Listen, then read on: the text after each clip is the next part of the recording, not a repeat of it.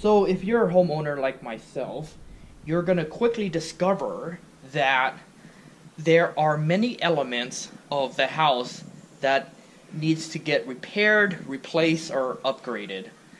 For example, the fence I just introduced to you, maybe the roof, the floor, maybe this fence over here is going to need a replacement pretty soon as well. When the time comes, you're going to find out that there are one of three different paths that you can take. One would be do it yourself if you're handy enough, or if you're disciplined enough. Route number two is to go with an established home improvement company. Our route number three, which is to hire a handyman, either off of Craigslist, classified ads, or even just down the street. There are pros and cons that are associated with different directions you may take.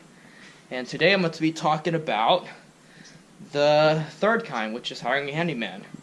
And definitely one of the biggest barriers of hiring a handyman, or at least one that does a really, really good job and you can trust, is a language barrier. A lot of them speak very little English, and most often they are Spanish speakers.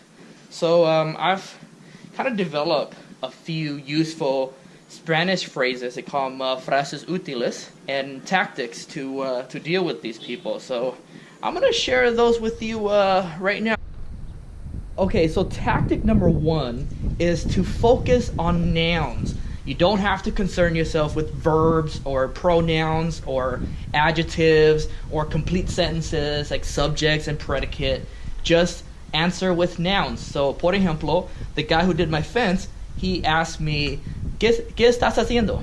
Which is, what are you doing? And I just responded, ejercicio todos los días, 30 minutos. So I just said exercise every morning, 30 minutes. I didn't have to say I exercise every morning for 30 minutes, as that's not completely necessary. You just want to get right to the point, keep it simple. All right, so advice number two is to use Spanglish, a combination of English and Spanish. It doesn't have to be completely in Spanish. For example, I don't know what the word slope in Spanish is. I don't know what section or fence is.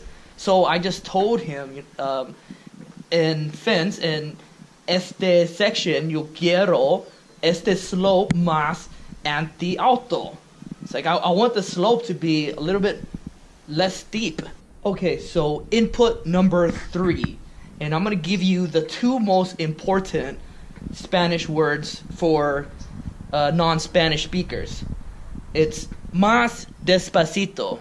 And despacito, just like the Despacito song that was the craze for maybe a couple of months at the beginning of this year.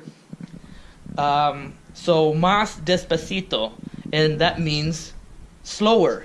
So you can say la pregunta otra vez, or dígame otra vez, pero más despacito, and that means tell me the question again, but this time slower. So this phrase más despacito came in handy when dealing with my fence guy Alvarado. He was supposed to be here at 8 in the morning, but it was 9, so I called him and I said, son las 9 de la mañana, ¿dónde estás?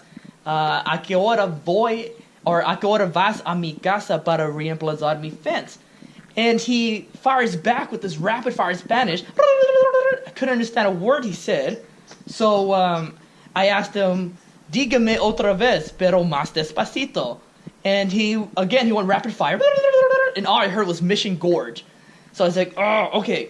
Alvarado, otra vez, pero mucho más despacito. And he's talking about Mission Gorge and 30 minutos.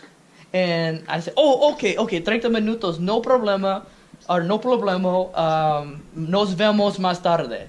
So I was able to ascertain that he was going to be here in half an hour. So it proved to be quite useful. All right, so I forgot to cover the greetings.